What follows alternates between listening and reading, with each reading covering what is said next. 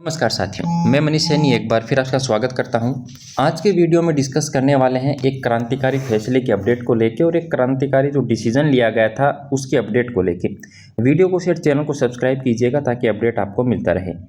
ये जो केस है इसके डिटेल आपको मैं बताऊँगा। उससे पहले मैं आपको बता दूँ कि इस केस का जो भी फैसला आया है वो फेस ठेंगा दिखाता है ministry of family and welfare को, एम्स की जितनी भी हाई पावर जो कमेटी की जो मीटिंग्स होती हैं उनको, और एम्स के एडमिन ऑफिसों को।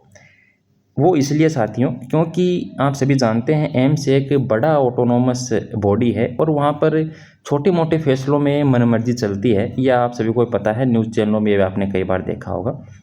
इसके अलावा आपको बता दें, एम्स में कुछ रूल बनेगा, दूसरे एम्स में कुछ रूल बनेगा, तीसरे में कुछ और ही बन जाएगा, चौथे में हो सकता है कुछ और ही हो जाए। तो ये इस प्रकार चलती रहती है कहानियाँ। इसी को ध्यान में रखते हुए CAT कैट चंडीगढ़ बेंच ने एक अहम फैसला दिया है एम्स बिलासपुर के नर्सिंग ऑफिसर के पक्ष में। क्या फैसला दिया है वो भी अपन डिस्कस करेंगे। पहले केस आपको बता देते हैं। एक्चुअल में ये केस तब सामने आया था जब एम्स बिलासपुर ने 57 पोस्ट के लिए वैकेंसी निकाली थी। सीनियर नर्सिंग ऑफिसर के लिए वैकेंसी थी। अब एक्चुअल में क्या हुआ, जब ये वैकेंसी निकाली गई तब वहाँ का जो परमानेंट स्टाफ था, जो पहले से जॉब कर रहे थे, जो कि नोट से 20 से शायद सेलेक्ट हुए थे, उनका यह मामला था। तो उन्होंने ये बोला वहाँ के एडमिन स्टाफ को एम्स बिलासपुर में कि आपने जो वैकेंसी निकाली है उससे पहले हम जो एलिजिबल कैंडिडेट है हमें प्रमोट कीजिए, उसके बाद आप वैकेंसी निकाल लीजिए। लेकिन वहाँ के एडमिन स्टाफ ने इसको नहीं माना। उन्होंने बोला कि अभी तक हमने ऐसा कोई कैडर नहीं बनाया है। इसी को लेके ये मामला बिगड़ा था और केट में मामला गया था और केट में शानदार जीत हुई है। 1.5-2 साल शायद इस केस को हुआ था। एक ऐतिहासिक जीत दर्ज की जाएगी, ये मानी जाएगी, आप ऐसा मान सकते हैं। यहाँ पर आपको देखने को मिल रहा होगा कि टोटल 51 कैंडिडेट थे जिन्होंने इस केस में पार्टिसिपेट कर रखा था। मेल हैं, फीमेल हैं, ये मैटर नहीं है, सभी कैंडिडेट थे। सभी ने अच्छे से इस मामले को अपने पक्ष में लिया। इनके जो भी वकील रहे होंगे उनको भी बहुत बहुत धन्यवाद। इसके अलावा हम यही चाहेंगे कि ऐसा ही एक फैसला 80-20 के मामले में अगर आ जाए, कभी भी आए, सुप्रीम कोर्ट में केस चल रहा है। हालांकि 80-20 को लेके इतना शोरगुल या इतना जोश नहीं है। ऐसे कहीं पे जाके 1-1.5 घंटे 2 घंटे से हो हल्ला करके आने से अगर फैसले आते तो पता नहीं दुनिया कहाँ की कहाँ रहती। चलिए छोड़ते हैं, इस मामले की तरफ ध्यान देते हैं। आप सभी को पता होगा यहाँ पर 27 जुलाई को, सॉरी साथियों, 25 जुलाई को फाइनल हियरिंग हुई थी। उसके बाद कोर्ट ने जो अपना फैसला था उसको सुरक्षित रख लिया था। लेकिन इसका ऑर्डर शायद अभी 22 को या 23 अगस्त को आया है। फाइनल ऑर्डर जो आता है उस ऑर्डर में लिखा होता है कि जो भी रिस्पोंडेंट हैं उन्होंने क्या बोला था और जो भी यहाँ पर केस को दाखिल करने वाले थे, एप्लीकेंट थे, उन्होंने क्या बोला, दोनों की बातों को सुना गया, समझा गया। उसके बाद केट ने डिसीजन दिया।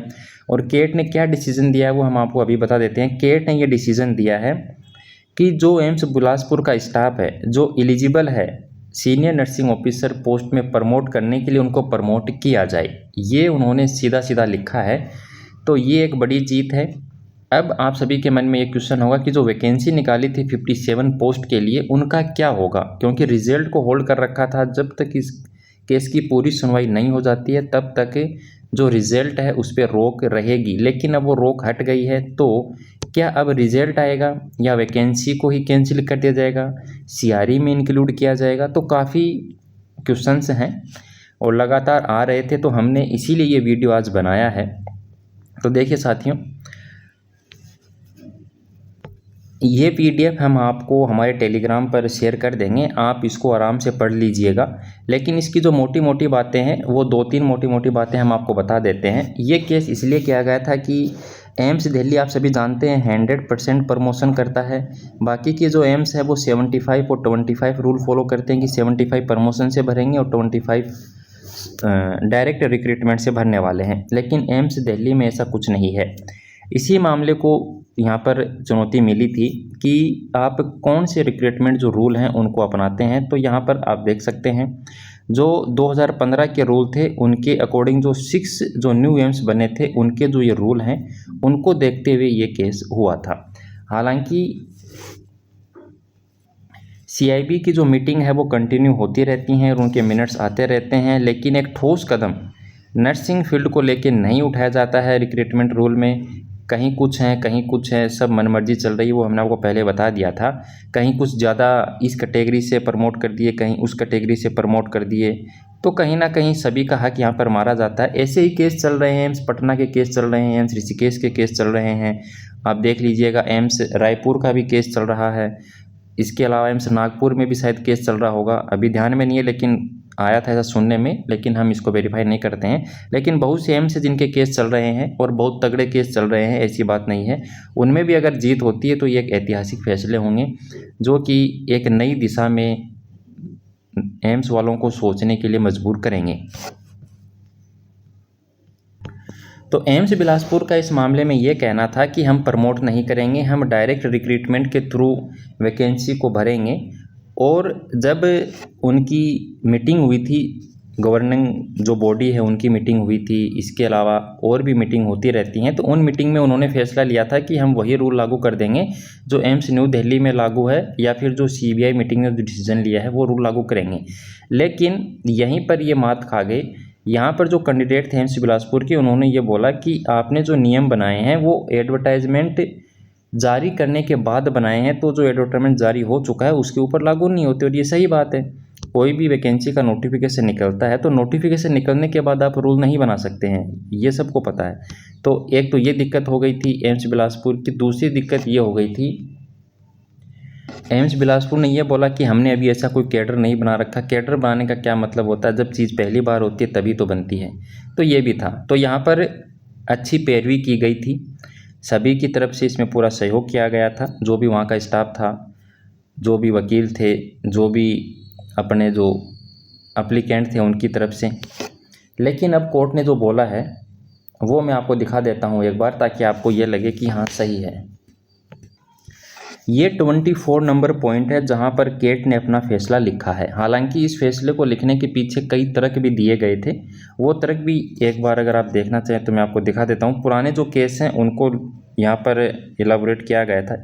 ये 21 नंबर का जो आप पढ़ रहे हैं, ये सारे जो पहले के केस थे उनको भी यहाँ पर रखा गया था, ताकि जो फैसला है वो अपने पक्ष में लाया जा सके। इसी को देखने के बाद जो पॉइंट नंबर 24 है, केट ने ये बोला है कि जितने भी एप्लीकेंट थे और उनका जो हक है वो नहीं छीना जा सकता है, इसीलिए उनको एंटाइल्ड किया जाएगा, कंसिडर किया जाएगा प्रमोशन के लिए नर्सिंग ऑफिसर से सीनियर नर्सिंग ऑफिसर की पोस्ट पर, as per rule of AIIMS new Delhi.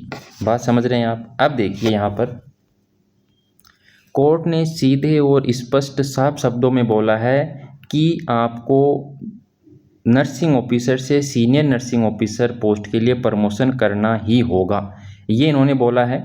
इसके अलावा इन्होंने ये बोला है कि आप जो प्रमोशन करेंगे वो आप अपनी सीनियरिटी कम फिटनेस हिसाब से कर सकते हैं। जो सीनियर होगा उसको पहले प्रमोट किया जाएगा और वही नियम यहाँ पर लागू होगा। इसके अलावा जो आपने वैकेंसी निकाली थी 57 पोस्ट के लिए, जो वैकेंसी निकाली थी उसमें कोर्ट ने कोई भी फैसला देने से मना किया है। कोर्ट ने ये नहीं बोला है कि आप रिजल्ट तब तक जारी कर दें, कोर्ट ने ये नहीं बोला है कि इस वैकेंसी को कंटिन्यू रखें। वो अपने विवेक के आधार पर फैसला ले सकते हैं। एम्स इसके लिए पूरी तरीके से इंडिपेंडेंट है, स्वतंत्र है अपना फैसला लेने के लिए। तो जहाँ तक हमें लगता है इस वैकेंसी का रिजल्ट नहीं आने वाला है, ये हमारी खुद की ऐसी मानना है। हम ये नहीं बोल रहे कि नहीं आएगा, हो सकता है इसका रिज़ल्ट आ जाए, लेकिन हमें लगता है कि इसका रिज़ल्ट नहीं आएगा।